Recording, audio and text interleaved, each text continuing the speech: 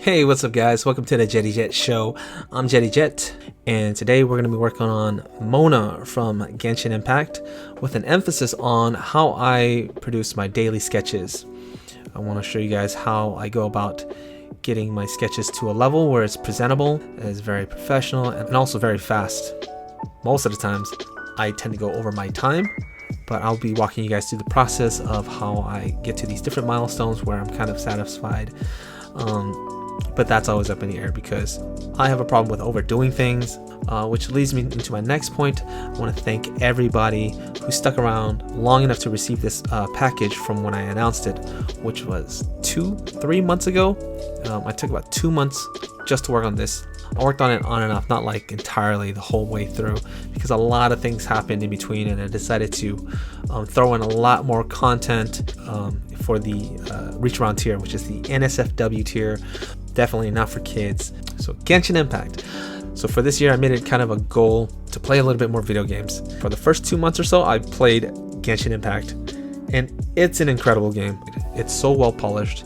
It's got all the mechanics and all the story and everything that I could ask for in a game. It's even better than a lot of paid AAA video games. I understand it borrows a lot from a lot of other games, but what game doesn't do that? I think it did it in a way where it improved on a lot of other games that it drew inspiration from, and a lot of people might fight me on that, but that's okay. I really enjoy the game, and Mona is a really popular character from the game that I haven't got yet because I stopped playing the game after the first 2 months, and it's really sad because I want to get back into it. Alright, so I'm going to be starting off with the rough draft pose, and when I'm drawing the pose I'm not worried about clothing details except for the hat, but for the most part we want to try to keep things simplified and in the nude. This way we don't have to worry about all the extra details on top. We can add that on later. Right now we want to try to get the anatomy and pose correct and working. Joints I will use circles, and for things like legs sometimes I won't draw a shape, I'll just draw a straight line to indicate the bone structure of the thigh. And lines are really helpful because it'll help you figure out which direction the legs are pointing, the proportion.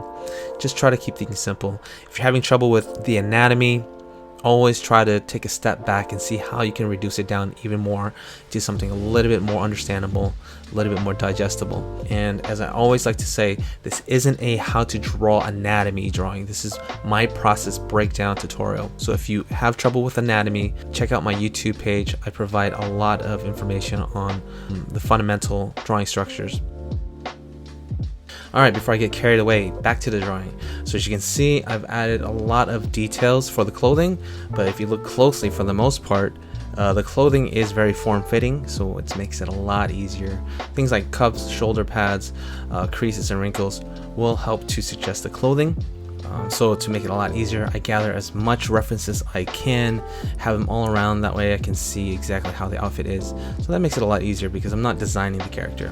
For this process, I'm trying to do the whole entire sketch in one pass, and I'm constantly going back and forth between erasing out the rough draft lines that are obscuring or blocking or getting too messy, and I'm trying to do things in large broad strokes, very confident. If we scratch and nitpick at the drawing and worry about all the little details, things will get really cluttered really fast and make it really confusing and hard to see.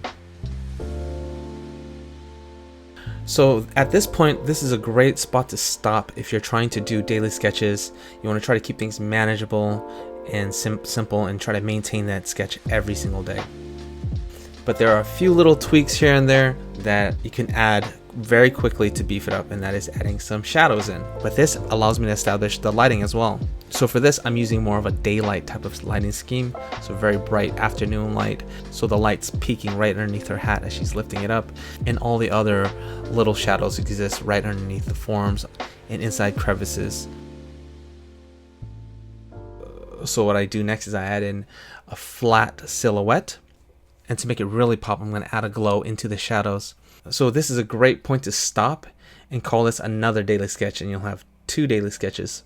Also want to mention that I added in the foot at the very end by drawing in the shape onto the silhouette layer and then drawing the lines over that onto the line layer. And then I finish up my first daily sketch with a signature or a watermark right over the drawing, but I try to keep it somewhat out of the way. I don't want it to be too annoying, but it's there as a small measure against theft and pirating, because I've had my work stolen many times in the past, and this is just a method to try to prevent that from happening. But in the end, it kind of just happens anyway. You do what you can.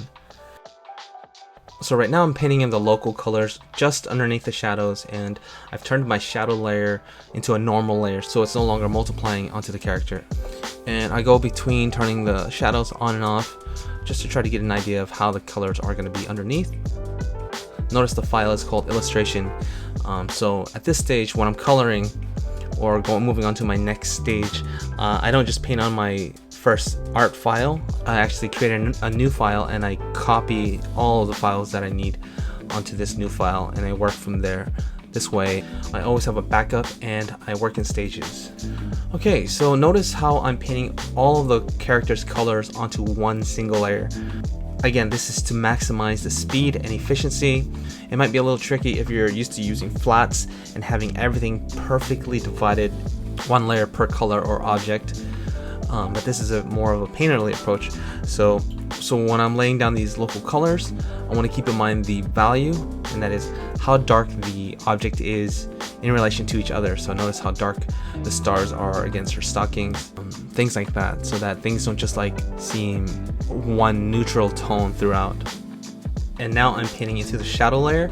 So whatever object or area you're coloring, I want to pick a relatively darker color to that object. We're not using multiply to create these shadows. We're manually painting them in using our local colors, and this is more of a traditional approach of painting. We have full control over the colors that we choose, and the shadow layer is set to normal and not blending mode. This way, whatever color we're using, that's the color we're gonna get. I merge all the objects together except the lines in the background, so I have a free floating character where the shadows and the base color are on a single layer. So right now I'm adding my darks on another layer, and you have the option of merging them down later if you're happy with it, but I like to keep things separate so I can always go back and analyze my process and figure out how things are done by turning on and off the layers. Oh, and before we get a little bit too far, we can call another daily sketch done at the stage where we establish all of our base colors and all of our shadow colors, and we can call it our rough colors, or we can just call it rough draft in general, because it does contain the lighting scheme and the colors. And then I also refine the edges so that it's a nice clean shape, and it's at this stage where I'm ready to stop and call it another daily sketch done. But technically it's like 5 or 6 daily sketches. It all just depends how you want to pace yourself. Again, it's all about being able to manage these daily sketches, because this is for the long run, and if you overwhelm yourself by doing too much every single day, you might get burnt out, which I kind of feel sometimes. So I need to really control myself and try to not get too carried away. Usually these daily sketches are all separate, so I'm coming back to a drawing that I've done that I started a long time ago. I'll just do a stage, establish a rough draft, then move on to another sketch, another character, and just do a little bit of everything every single day, just changing things up. Alright, so we're moving on to our final rendering stage. So for this, I've duplicated the art file.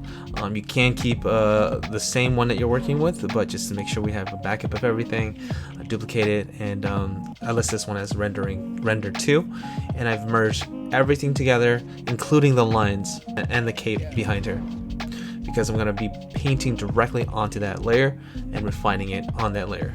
So right now I'm working on the gold trim. I forgot to place that in the rough draft, but it's helpful if you do that on another layer for like really fine, thin details like trimming. One thing to keep in mind when rendering is look around and see what catches your eye, and something that stands out, something that's messy, something that's a little too grainy. Maybe it's the rough draft lines underneath. Try to blend that out. And it also depends on your style. Sometimes you might want to keep the underdrawings or a little debris here and there, but for what I'm going for is a more polished look, a little more rendered. So I want to make everything smooth and shiny and clean. And also we want to reserve the shiniest areas for areas where we want to have our focal point or where we want to draw the attention. So we don't want to go all willy-nilly with all these specular highlights, otherwise they might look like a metallic statue. But it does make sense if the character is completely wet. Alright, so at this stage I'm adding my darkest darks, or as I like to call them, the crevice shadows. Moving on to the sparkly elements underneath her, I decided to go with a more graphic type of look. So I'm just going to keep these flat sparkly shapes as opposed to actually making them like emanating light. And now I'm adding in some ambient light, or also known as bloom, light bloom. Alright, so it looks like at this stage I'm pretty much done with rendering. Now I'm just balancing the overall values using a tone curve. So I might have missed a couple points where you can stop and post it up and call it a daily, but this is definitely a great point to stop and have another daily sketch done. So at this stage I'm gonna let the video play out. I'm basically just going through and repeating the process of rendering, doing everything that we talked about, and I'll catch up with you guys in a little bit.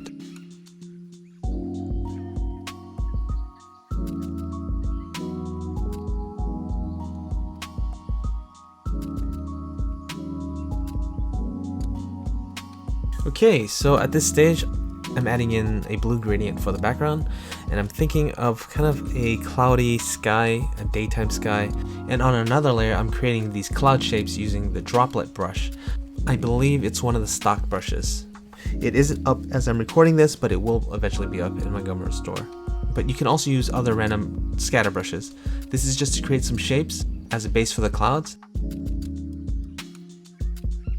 Trying to find something that looks nice. You can also slide around the hues for the clouds. It can get a little crazy, so you don't want to overcomplicate it. I tend to overcomplicate it, but sometimes you just gotta play with it and experiment and have multiple options to see what you like. The things I don't want to keep in mind is how am I going to pop the character forward? What colors contrast with the character? What complements the character? And also keeping in mind what might be too distracting from the character. But that pretty much wraps up everything for Mona. Again, this isn't the full video. Some people complain that I jump around a lot in my older videos, but you gotta understand, I have to leave something for my patrons who made this all possible. But the full video will be 30 minutes long, and I go into in-depth detail and I discuss a lot of other things in it. So please consider being a patron. I have many different tiers for you to choose from. I have tiers as low as $1. So if you found this video helpful at all, or you just want to support me, please help a Jetty out because I'm struggling here. Links in the description. And FYI, I do offer NSFW tiers, so definitely for adults only. And or if you're uncomfortable with that material, please don't click on the link. Thanks so much for watching. Make sure to practice a lot. Keep drawing. Good luck. Take care. I'm Jetty Jet. And as I always say, bada bada boom. Baby.